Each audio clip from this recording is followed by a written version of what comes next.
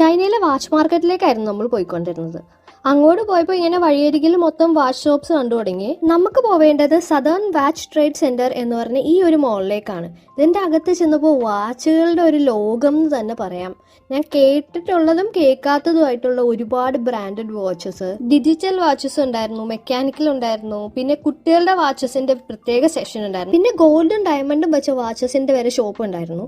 അപ്പൊ അവിടെ വീഡിയോ എടുക്കാൻ ചെന്നപ്പോൾ ആ ചേച്ചി അങ്ങനെ നോക്കുന്നത് ഞാൻ പേടിച്ചങ്ങ് പോന്നു. പിന്നെ ഇത്രയും വാച്ച് കണ്ടിട്ടാണോ എന്ന് അറിയില്ല, ഏതെടുക്കണം എന്ന് ആകെ കൺഫ്യൂഷൻ ആയിരുന്നു. ഞങ്ങളുടെ ഒരു ഫ്രണ്ടിന് വേണ്ടിയായിരുന്നു വാച്ച്, അതുകൊണ്ട് പ്രൈവസി കൺസേൺസ് കാരണം അത് ഇതിനകത്ത് ഉൾപ്പെടുത്തിയിട്ടില്ല കേട്ടോ. ആ കാണുന്നത് ഐഫോണിന്റെയും സാംസങ്ങിന്റെയും മിനിയാണ്.